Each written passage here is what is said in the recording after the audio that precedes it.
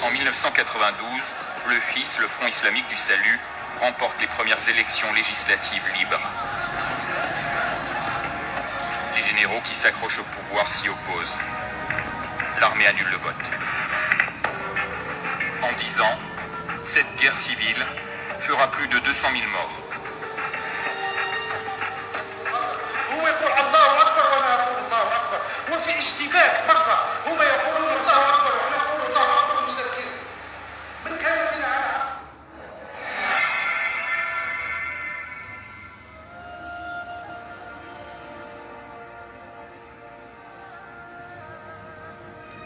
Les moines prêtent une salle de prière au village, qui n'a pas de mosquée. Pendant le ramadan, ils jeûnent avec leurs voisins. Certaines personnes disent « Ah, mais les moines aidaient les islamistes ». Ils n'aidaient pas les islamistes. Ils soignaient quiconque se présentait à la porte du monastère.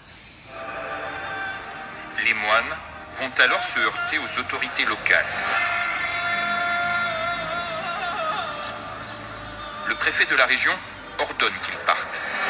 Il leur reproche d'aider les islamistes du maquis et veut que l'armée s'installe à côté du monastère. Le frère Christian s'y oppose. Mais dans la nuit du 26 mars 1996, un groupe de combattants y frappe à la porte du monastère. Les religieux sont sortis de leur chambre et enlevés. 2 d'entre eux réussissent à se cacher.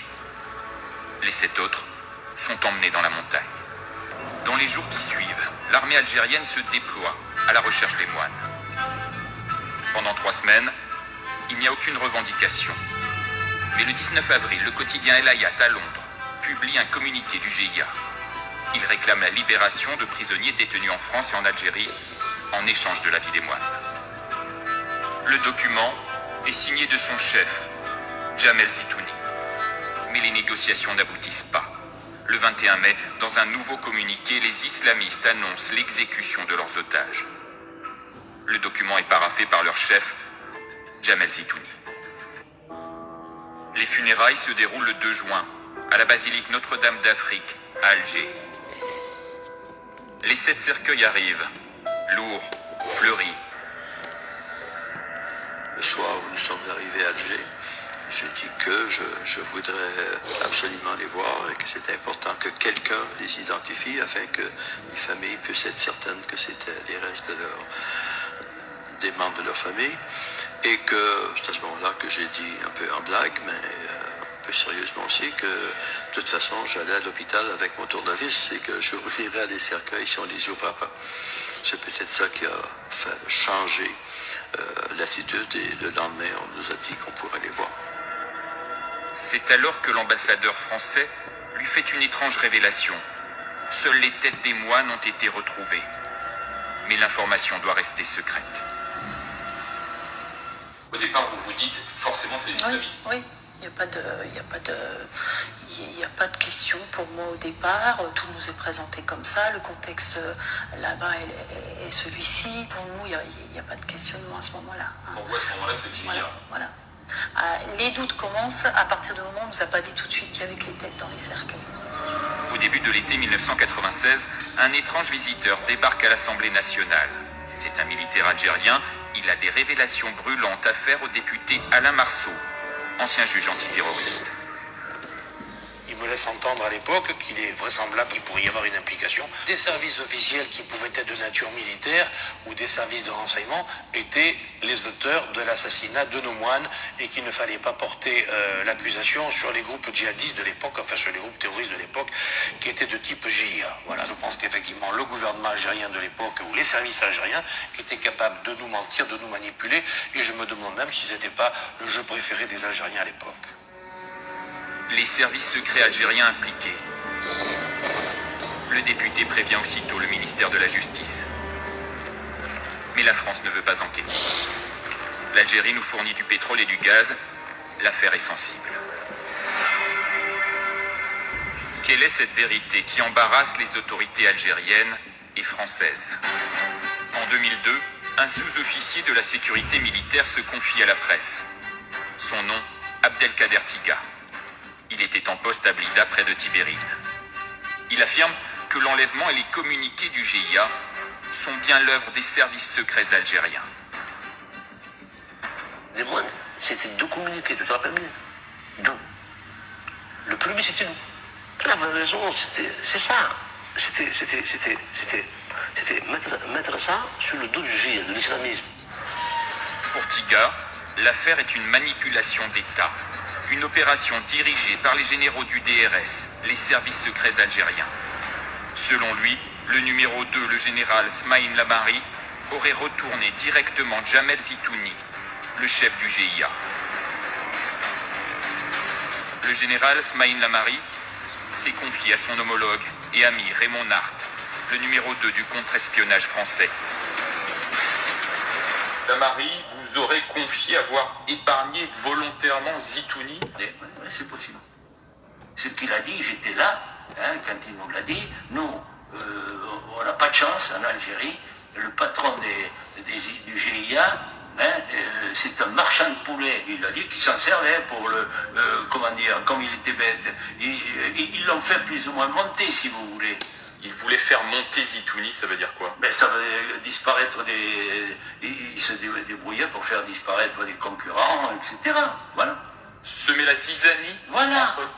Voilà. C'est ça qu'il a voulu dire. Les services algériens utilisaient donc le chef du GIA, Jamel Zitouni. Mais jusqu'où allait cette manipulation? Difficile de le savoir.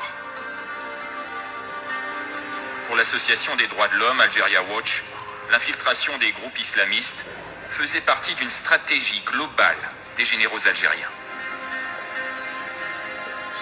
Le GIA, c'est une invention des services secrets algériens? Oui, au départ. Est-ce qu'il y a vraiment des islamistes? Ah non, il y a des vrais islamistes dedans, c'est là qu'ils sont forts. Ils prennent des gars et ils les retournent. Mais ils sont toujours barbus. Mettons les islamistes qui sont allés en Afghanistan. Ils les retournent, ils deviennent agents du DRS. Mais pour les autres islamistes, ils sont toujours islamistes, n'est-ce pas? Le GIA était massivement infiltré. Il était contrôlé et dirigé et manipulé. L'Algérie avait déjà utilisé des islamistes infiltrés pour enlever des Français. En 1993, 3 agents de l'ambassade de France sont kidnappés à Alger. L'opération est revendiquée par le GIA, mais les otages sont étrangement bien traités et relâchés une semaine après. En échange, la France aurait accepté d'expulser 80 islamistes algériens, réfugiés sur son territoire. Un succès pour les généraux algériens. Voulait-il faire de même avec les 7 moines de Tibérine? Ils étaient perçus par les généraux algériens comme des emmerdeurs, pour dire les choses très simplement. Comme des gens dont il fallait impérativement se débarrasser. Alors se débarrasser, non pas en les tuant, mais en faisant en sorte qu'ils partent. Qui leur a demandé de partir, l'archevêque d'Alger leur a demandé de partir, les moines ont refusé en disant notre vie est là, nous restons là, auprès de nos frères algériens. Et donc l'idée des généraux algériens, c'était de répéter une opération du même type, en faisant enlever des moines par des islamistes de l'armée, des gens qui contrôlaient avec leurs émirs, et puis ils auraient été libérés et expulsés. On ignore pourquoi, mais l'opération a mal tourné. Un homme qui affirme connaître toute l'histoire. Karim Moulay a travaillé pendant 13 ans pour les services secrets d'Alger. La décision finale a été prise vers le 16-17 mars. Et l'ordre est venu directement de la direction du DRS. Selon Moulay, le soir de l'enlèvement des moines, des militaires infiltrés du DRS seraient partis discrètement de la caserne militaire de Blida, proche de Tibérine, pour rejoindre les islamistes de Zitouni. Les vrais islamistes, le groupe, ne savaient pas qu'ils étaient infiltrés et que leur chef, Zitouni, rendait des comptes directement au chef du contre-espionnage, directement à Smaïn Lamari. Jamel Zitouni n'a jamais été un islamiste. Il était en mission. Les moines sont détenus par Zitouni. Pendant ce temps, à Paris, le gouvernement est englué dans une guerre des services. Le Premier ministre, Alain Juppé, ne fait pas confiance aux généraux algériens. Il les soupçonne de double jeu. Des hommes de la DGSE sont alors envoyés en Algérie pour établir le contact avec le GIA. Ils ont essayé d'établir des contacts directs avec Jamel Zitouni.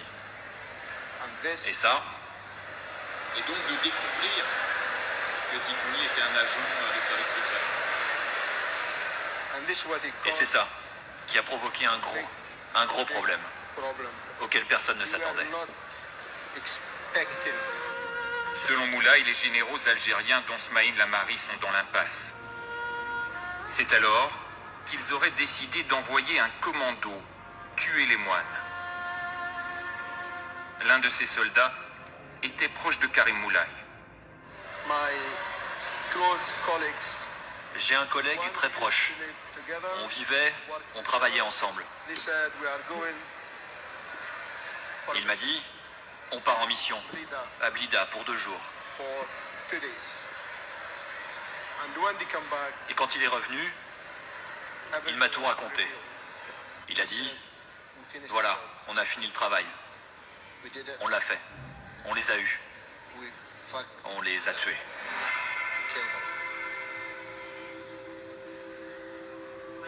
L'hypothèse qu'ils auraient été tués avant est assez logique et que quelque chose a dû se passer au cours du premier mois de leur enlèvement. On ne sait pas exactement quoi. Peut-être le fait que les moines ont vite compris qui était leur véritable ravisseur derrière les barbus qui les encadraient et qu'ils auraient témoigné s'ils avaient été effectivement libérés parce qu'ils n'avaient pas leur langue dans leur poche. Et donc peut-être que là ils ont décidé de les tuer. Mais ça, on ne sait pas. Pour l'heure, une vingtaine d'Algériens seraient impliqués dans l'affaire et figurent dans le dossier judiciaire français. Il y a quelques mois, nous avons demandé un visa à l'Algérie pour enquêter. Malgré nos relances, nous n'avons jamais eu de réponse. Après 3 ans d'attente et de reports successifs, le juge Marc Trévidic a pu se rendre à Tibérine en octobre dernier. Il a réalisé une autopsie des têtes des moines. Mais Alger a refusé au dernier moment que ces analyses partent en France. À partir de leurs notes et photos, les enquêteurs français ont tout de même rédigé un rapport rendu fin juin. D'après leur constatation, les moines ont été tués puis décapités 3 semaines, à 1 mois plus tôt que la version officielle. Le dernier communiqué du GIA, qui affirme que l'exécution a eu lieu le 21 mai, serait donc un faux. Pour en avoir la certitude, le juge Trévidic espère obtenir les scellés. Persuadé que dans ce dossier, un jour ou l'autre, on aura la vérité. Je pense que vraiment ça peut arriver. Là, j'en ai vraiment la conviction. Uniquement si personne ne lâche. 2 familles, indignées par l'absence de coopération des autorités algériennes sur ce sujet, ont à nouveau convoqué la presse. Il nous arrive de nous sentir assez proches finalement des Algériens qui ont connu à plusieurs moments de leur histoire aussi peu ou pas du tout de réponse à leurs questions, et finalement tous les gens qui sont concernés par des crimes de cet ordre-là ont en général tous les mêmes attentes, c'est-à-dire une attente autour de la mémoire et de la justice. Pourquoi la date du décès ne colle plus? Pourquoi les moines ont été décapités après leur mort, leur tête enterrée une première fois par leur tueur, puis déterrée? Les autorités algériennes savent plus de choses qu'elles ne veulent bien le dire. 19 ans après, personne n'a oublié les 7 moines de Tibérine.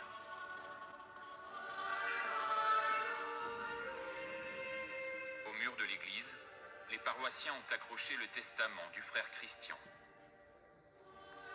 Ce message fort de paix entre chrétiens et musulmans reste aujourd'hui d'une actualité brûlante.